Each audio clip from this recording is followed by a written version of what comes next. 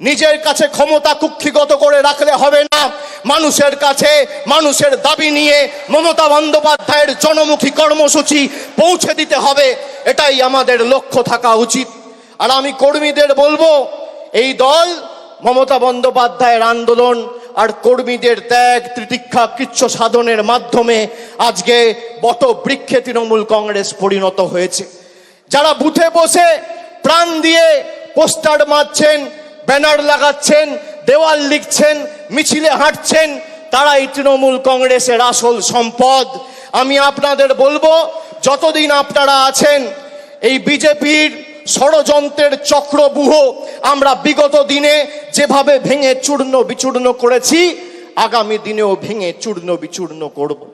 অনেকে সস্তায় খালি সংবাদ মাধ্যমে টিকে থাকবেন বলে দলের শৃঙ্খলা না মেনে অনেক কথা বলছেন, এগুলো করবেন না।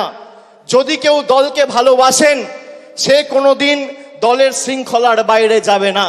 একটা কর্মী কোনোদিন দলের শৃঙ্খলার বাইরে যায় না। আমি এমএলএ, আমার কত ক্ষমতা, আমি দলের মুখপাত্র, আমার কত ক্ষমতা, আমি দলের সাংসদ, আমার কত ক্ষমতা, আমি টাউন চেয়ারম্যান, আমার কত ক্ষমতা দেখাতে গিয়ে আপনি দলকে ছোট করছেন। আর যারা এই কাজগুলো করেছে, একদিকে ভালো হয়েছে, তাদেরকে চিহ্নিত করা গেছে। বিগত দিনে যারা দলের সাথে বেইমানি করেছিল, মুকুল রায়, শুভেন্দু অধিকারী, এদেরকে চিহ্নিত করার কাজটা আমি করেছিলাম। আগামী দিনেও যদি কেউ দলের সাথে বেইমানি করে, এদের চিহ্নিত করে এদের লেজে গোবরে করে প্যাকেট করে বাংলা ছাড়া করার দায়িত্বটা আমি আমার কাঁধে তুলে নিলাম। বাজারে রটিয়ে দেওয়া হচ্ছে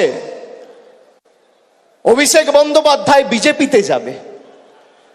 আরে আমার গলা কেটে দিলে কাটা গলা থেকে মমতা ব্যানার্জি জিন্দাবাদ বেরোবে। আমি বেঈমান নই।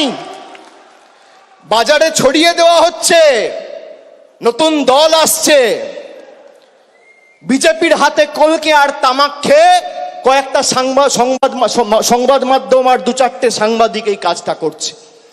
আমি তাদের নাম করে এই সবার পরিবেশ নষ্ট করব না। আর খবরে যা দেখবেন, আমি আপনাকে বলছি 100তে 100টাই মিথ্যে। কোনো খবরের কথায় বিশ্বাস করবেন না। কালকে খবরে দেখানো হয়েছে অভিষেক বন্দ্যোপাধ্যায়ের বিরুদ্ধে ইডি চার্জশিট দিয়েছে, সিবিআই চার্জশিট দিয়েছে।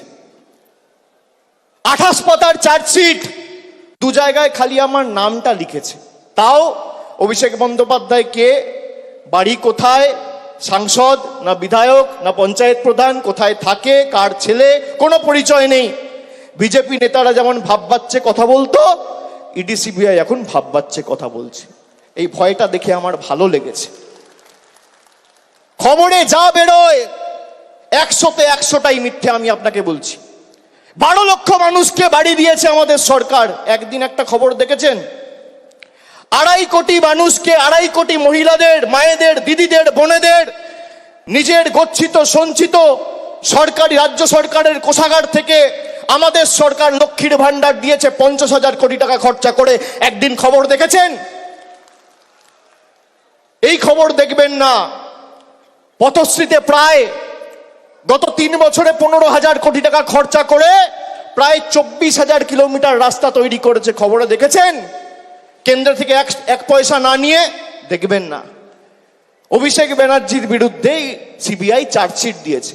আরে আমি সকাল বিকেল কথা পাল্টাই না। 5 বছর আগে কোভিডের সময় 2020 সালে বলেছিলাম যে আমার বিরুদ্ধে যদি কোনো রকম কোনো প্রমাণ বা কোনোভাবে সিবিআই বা ইডি প্রমাণ করতে পারে বা তথ্য দিতে পারে আদালতে যে আমার প্রত্যক্ষ বা পরোক্ষ মদতে কোনো ভুল হয়েছে, কোনো দুর্নীতি হয়েছে, কেউ 10 পয়সা তুলেছে, আপনাকে চার্জশিট দিতে হবে না, সামান দিয়ে আমায় ডাকতে হবে না, ফাঁসির মঞ্চ করুন, গৃহে মৃত্যুবরণ করব। আজকে একই কথা বলছি। আপনার কাছে প্রমাণ থাকলে প্রমাণ দেবেন। আমাকে তো সিবিআই ডেকেছিল, নবজোয়ারে যখন গেছিলাম, যাত্রা বন্ধ করে এসেছি একদিনের জন্য। সিবিআই দপ্তরে গেছি, 10 ঘন্টা জিজ্ঞাসাবাদ করেছে। তারপরের দিন আবার বাঁকুড়ায় গিয়ে নবজোয়ার শুরু করেছি। কাঁচকলা। আপনি কি ভাবছেন ধমকে চমকে দমিয়ে রাখবেন? আমি অন্য ধাতুতে তৈরি। আপনি যত প্রহার করবেন, যত আঘাত করবেন, মানুষের কাছে যাব মাথা নত করে সমর্থন চাইবো। আপনাদের কাছে আত্মসমর্পণ বশ্যতা স্বীকার করার পাত্র অভিষেক বন্দ্যোপাধ্যায় নয়। আমরা সবাই এসছি আমাদের নেত্রীর কাছ থেকে তার নির্দেশ নিয়ে আগামী দিন এলাকায় ফিরে গিয়ে কাজ শুরু করার লক্ষ্যে। খুব সম্ভবত 3 তারিখ থেকে উচ্চ মাধ্যমিক পরীক্ষা রয়েছে। উচ্চ মাধ্যমিক শেষ হওয়ার পরে আমাদের হাতে বেশি সময় নেই। অনেকে ভাবছেন 1 বছর সময় রয়েছে এখনো, তারপর নির্বাচন হবে। 1 বছরের মধ্যে 2 মাস 3 মাস বর্ষা রয়েছে, তার মধ্যে 15 দিন পরীক্ষা রয়েছে, 2 মাস কালী পুজো, দুর্গা পুজো, দেখতে গেলে হাতে 4-5 মাসের বেশি সময় নেই। এখন থেকে মাঠে নামুন, রাস্তায় থাকুন, অতন্দ্র প্রহরীর মতো বাংলাকে আগলে রাখুন। যেখানে দরকার হবে আপনারা যে পাড়ায় যেতে বলবেন, যে বুথে ঢুকতে বলবেন, আগামী দিনে আমি যাব, কথা দিয়ে যাচ্ছি। কিন্তু লড়াইটা নিজের কাঁধে তুলে নিয়ে 214 থেকে একটা আসন হলেও আমাদের বাড়াতে হবে। 2026-এ আমাদের লক্ষ্য যে কটা আবর্জনা বিজেপির, ওই 70-75টা তো জিতেছিল, তার মধ্যে 10 জন চলেই এসছে। আর নির্বাচন হয়েছে সেখানেও তৃণমূল কংগ্রেস জিতেছে। নির্বাচন যখনই হয়েছে, যারা বিজেপি থেকে এসে তৃণমূলের প্রার্থী হয়ে নির্বাচনে দাঁড়িয়েছে, মানুষ তাদের দুহাত তুলে সমর্থন করেছে।